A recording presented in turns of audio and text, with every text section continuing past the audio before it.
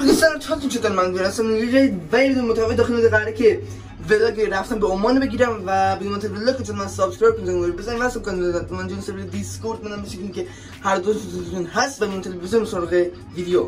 خب ببخشید که تایمین ولاگ خیلی کم شده بود و اینجا هم داریم میریم فرودگاه.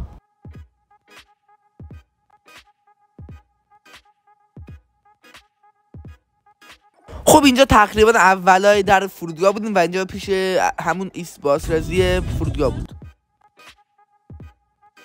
خب اینجا هم دارم باران میبرم و این دفعه چون خودم تنهایی بودم خیلی روم نمیشد این ور اون ور ویدیو بگیرم و اینجا پدرمون در اومد 3 ساعت تو صف بودیم. آخرش دیگه رفتیم تو اتاق انتظار، رفتم تو اتاق انتظار این دفعه چون خودم تنهایی بودم و اینجا یه چای کرکی برداشتم بهم انداخته بودن 130 تومن لامصبا پولشو داده بودم.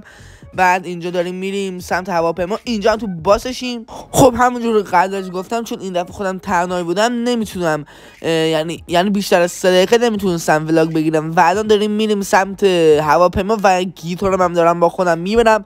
میدونم به انتون هم نمیگیرین و الان میریم سمت هواپیما و اینجا هواپیما داره تیک آف میکنه.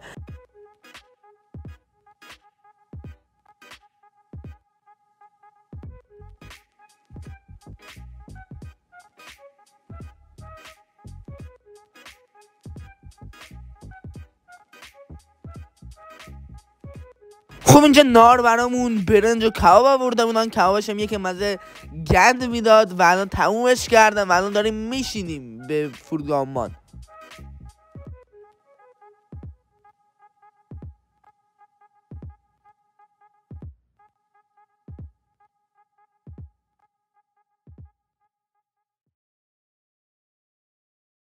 خب اینجا که میبینه هواپیما یه لرزه کوچیک کرد اونجا دیگه هواپیما نشست.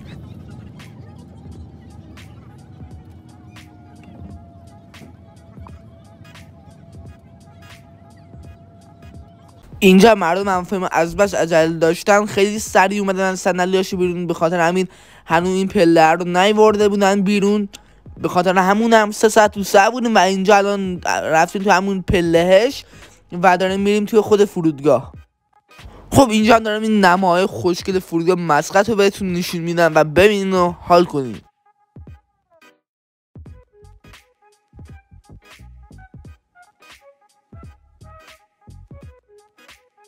خب یادم رفت از اونجا که بار برمیدارم براتون فیلم بگیریم و اینجا آخر فرودگاه داریم از فرودگاه میایم بیرون و اینجا کل پارکینگ ها رو گشتم. تو گرما خیلی هوا شرجی بود تا تونستم آخر برسم اونجایی که میخوام.